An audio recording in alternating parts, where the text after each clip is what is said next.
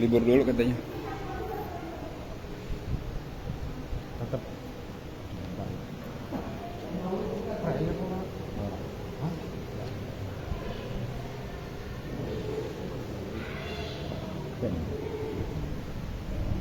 Assalamualaikum warahmatullahi wabarakatuh. Waalaikumsalam warahmatullahi wabarakatuh.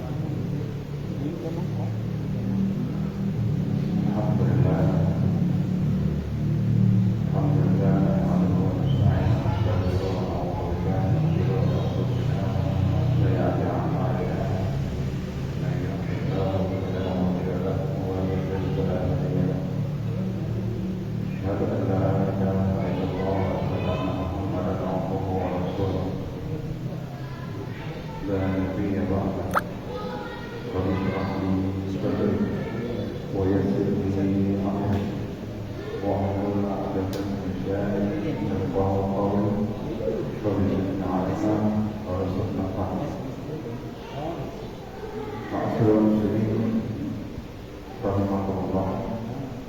Kita lanjutkan kaji kita supaya tetap istiqamah walaupun sedikit, walaupun sebentar. Alhamdulillah, Allaha wa akbar. Kita lanjutkan dengan topik baru, satu hadis dari Rasulullah SAW tentang larangan berbohong. Tapi sebelum kita masuk ke topik yang baru, kita ulangi pelajaran yang kemarin, karena apa yang telah kita pelajari, kalau kita sengaja melupakan, tidak merajaah, tidak mengingat kembali, itu haram. Kemarin kita belajar tentang satu hadis mengenai pentingnya kita mencari nafkah. Hadis Rasulullah SAW yang menerangkan tentang pentingnya mencari nafkah adalah satu kebanggaan bagi seorang kepala keluarga, supaya hari-harinya dia bisa menjadikan rezeki yang dicari, rezeki yang didapat untuk anak istrinya menjadi halal dan thayyibah. Hadis Rasulullah SAW yang sehari kalau dunia halal, mencari rezeki di dunia yang halal, kalau dunia halal, istighfar anil mas'al, untuk menghindari, untuk menjauhi daripada dirinya menjadi pengemis atau meminta-minta. Yang kedua, wasa'yan ala ahli, dan rezeki untuk ahlinya, yaitu keluarganya, anak istri. Wasa'atukan ala jari, yang ketiga adalah mencari rezeki agar dia mempunyai satu kelebihan dan berbagi kepada tetangga. Bahasa Jawanya, nek ana rezeki luwih diparangi tonggo. Kita punya uang lebih 20.000, 50.000, mungkin dalam sebulan, dalam seminggu kita sisihkan untuk berbagi kepada tetangga, kepada yang di sebelah kita, di depan kita, di seberang rumah kita. dalam rangka berbagi rezeki, atau dikirim ke masjid buat makanan untuk ahli ibadah, apakah itu di malam Jumat, apakah itu di ahad pagi berupa makanan. Wa ba'athallahu yawmal qiyamah, dan orang-orang yang melakukan 3 hal ini di hari kiamat dibangkitkan oleh Allah Subhanahu wa taala kal-qamari lailatul badr, wujuhum kal-qamari lailatul badr. Nanti orang-orang yang melakukan 3 hal tersebut, mencari nafkah untuk menghindari pengemis atau meminta-minta untuk keluarganya, untuk ahlinya, dan berbagi kepada tetangga, nanti di akhirat dibangkitkan oleh Allah Subhanahu wa taala, wajahnya seperti bulan purnama di tanggal 15. Wajahnya terang, bahasa Jawanya mencorong atau padam. Iya. Jadi jangan sampai merculo. Apa itu merculo? Mergo kesel, golek nafkah apa diparingi rezeki anak cucu. Jadi itulah yang kita pelajari kemarin. Topik baru yaitu larangan kita berbohong. Larangan kita berbohong. Hadis Rasulullah sallallahu alaihi wasallam, iyyakum al-kadzib, iyyakum al-kadzib, atau bahasa yang lainnya iyyaka wal kadzib, janganlah berbohong atau hindarilah berbohong. Fa innal kadzab yahdi ila al-fujur, sesungguhnya berbohong itu mendekati keburukan atau kata lainnya kejahatan. Wa idal fujur yahdi ila nar, sesungguhnya kejahatan itu, keburukan itu menuntut kita ke neraka. Na'udzubillah, tsumma na'udzubillah. Berarti kita menjauhkan dari perilaku berbohong.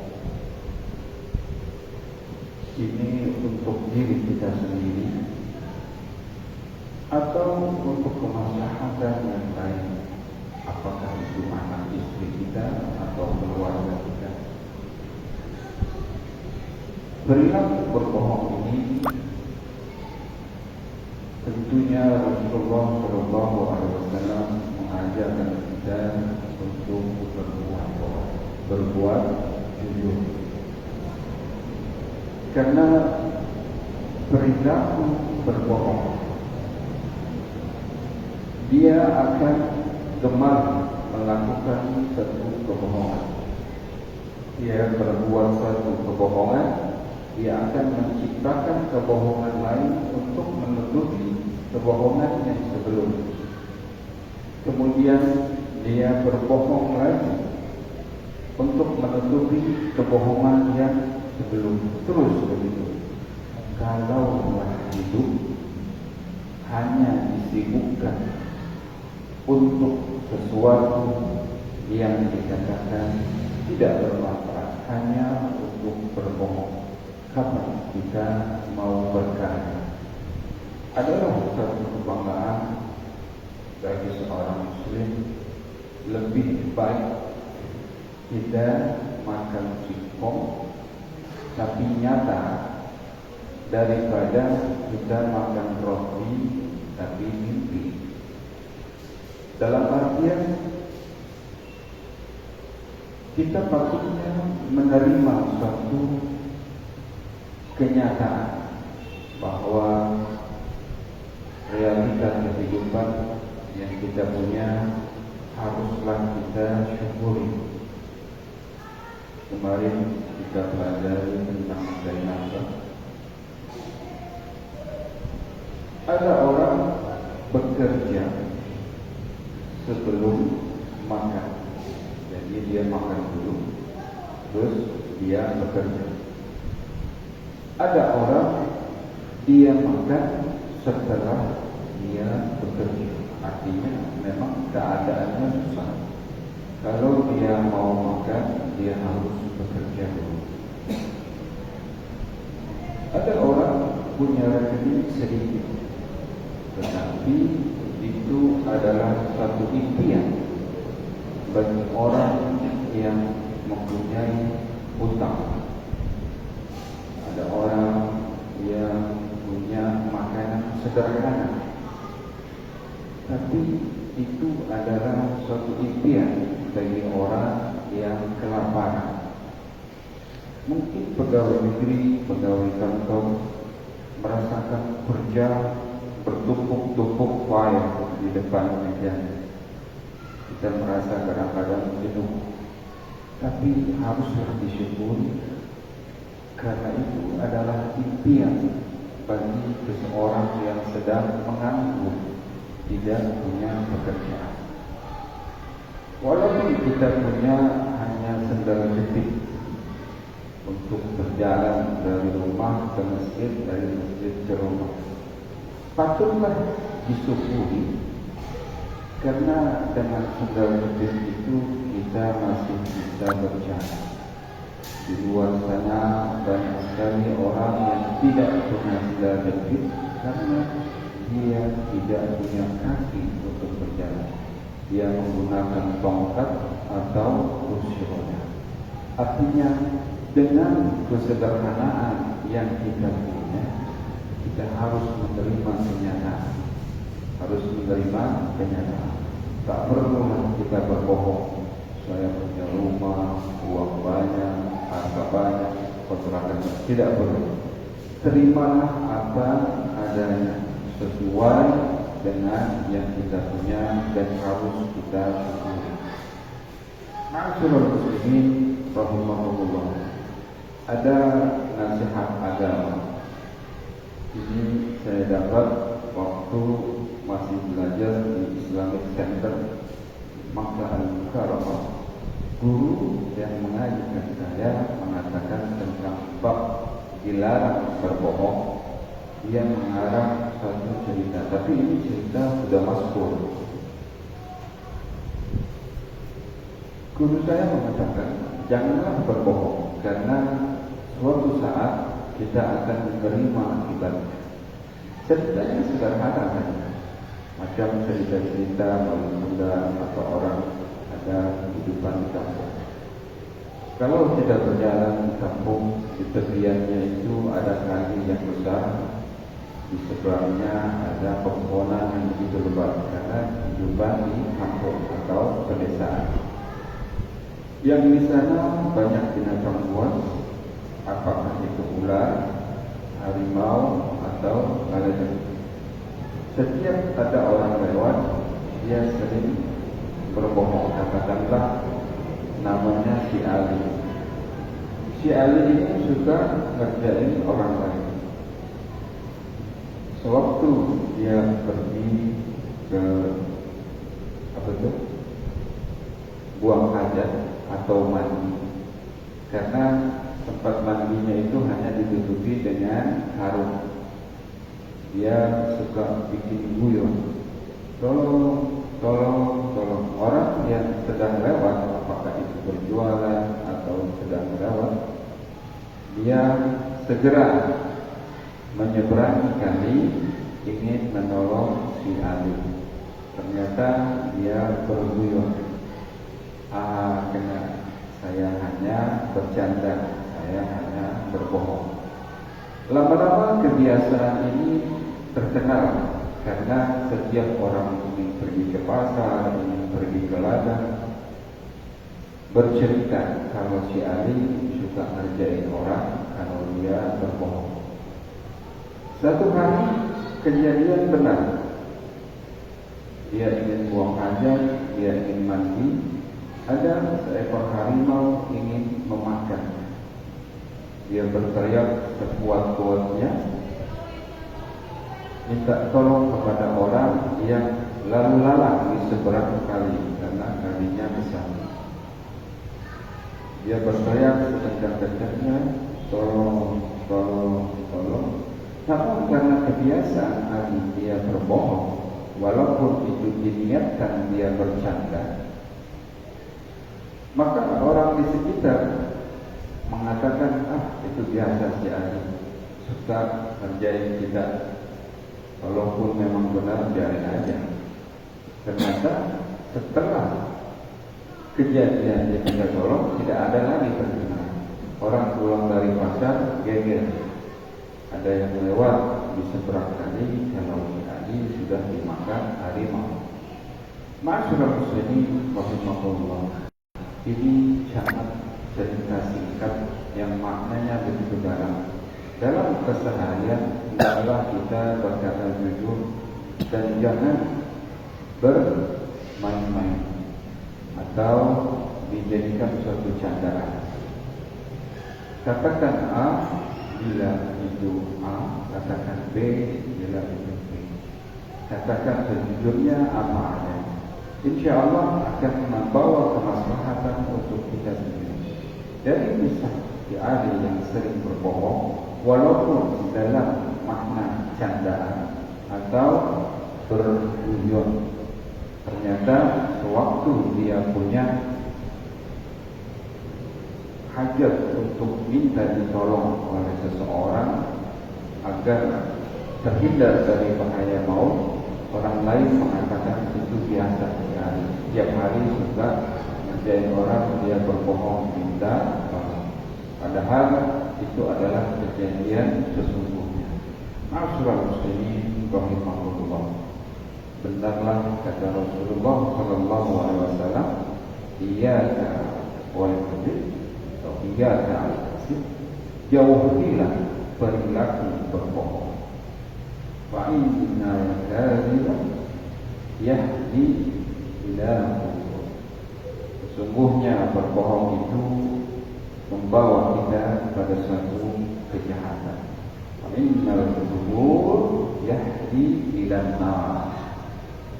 Sungguhnya kejahatan itu atau perilaku buruk itu yang adalah perilaku berbohong adalah membawa kita pada malapetaka atau membawa kita pada jurang neraka. Nauzubillah wa na'udzubillah.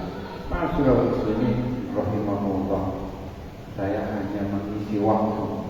Mudah-mudahan kajian ini bermanfaat. Amin. Karena yang kita kaji adalah Al-Quran Karim dan hadis.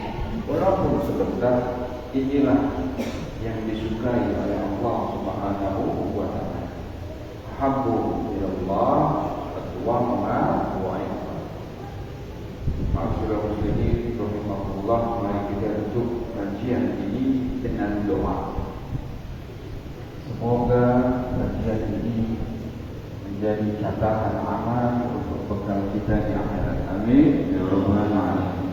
Kita tutup dengan doa untuk Quran surah Al-Fatihah. Kita niatkan untuk tetangga-tetangga kita yang sedang sakit, semoga diangkat penyakitnya, diberikan kesehatan seperti disediakan. Kita doakan untuk tetangga-tetangga kita yang sedang kesusahan, semoga diberikan rezeki yang banyak, yang luas, yang halal, yang barakah. Kita doakan untuk anak-anak kita yang sedang menuntut ilmu, semoga diberikan kesehatan, diberikan kecerdasan, mudah menyerap ilmu pengetahuan secara gampang, sehingga menjadi anak-anak yang pintar, menjadi anak-anak yang soleh dan solehah, berbakti kepada kedua ibu bapa dan kepada nusa dan bangsa. Ala hadhihi niyyah wa bi kulli niyatin salih wa ila hadratin nabi al-Fatihah.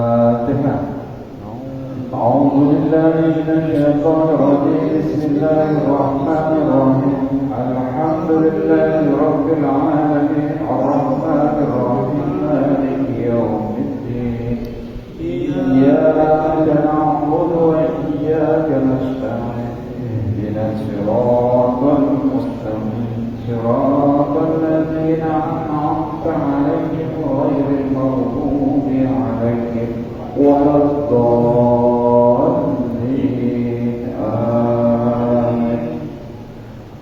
اللهم اجعل افتح لنا أبواب الخير وأبواب النعمة وأبواب الطهر وأبواب السحر وأبواب الرزق وأبواب الجنة. اللهم أعتق عقابنا من النار وعقاب أزواجنا من النار. اللهم اعتق عقابنا من النار ورقب أزواجنا من النار ورقب آبائنا وأمهاتنا وذرياتنا من النار يا أرحم الراحمين. اللهم بحق الفاتحة وبشر الفاتحة وبكرامة الفاتحة وبموجة الفاتحة يا فاتح الحق ويا كاشف الغم ويا دافع البلاء يا الله ويا دافع البلاء يا رحمن ويا دافع البلاء يا رحمن. دعوهم فيها سبحانك اللهم وتحيتهم فيها سلام وآخر دعوهم من الحمد لله رب العالمين. Lebih kurang mohon maaf. Wabillahi taufiq wal hidayah. Wassalamualaikum warahmatullahi wabarakatuh. Waalaikumsalam warahmatullahi wabarakatuh.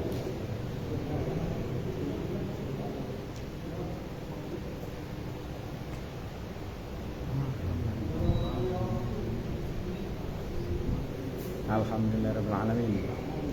Taklim rutin pada sholat maghrib Masjid At-Taqwa Perumahan Kota Bumi 2, Kelurahan Kota Bumi, Kecamatan Pasar Kemis, Kabupaten Tangerang, Provinsi Banten telah terlaksana. Alhamdulillah. Kepada saudara-saudaraku yang mengikuti atau menonton video ini, saya doakan semoga Allah berikan keberkahan, diberikan kelancaran rezeki usaha dan juga penghasilan finansial yang banyak, halal barokah untuk beribadah kepada Allah dan diberikan kemudahan segala urusan baik urusan dunia maupun akhirat, serta semoga Allah berikan kesempatan untuk menunaikan ibadah haji maupun umrah ke tanah suci Mekah al-Mukarramah dan Madinah al-Munawwarah. Amin amin ya Allah rabbal alamin. Untuk selanjutnya insyaallah akan saya bacakan surat Al-Mulk sebagai keistiqomahan program Masjid At-Taqwa Perumahan Kota Bumi. Terima kasih. Assalamualaikum warahmatullahi wabarakatuh. Ya, baca saja atas.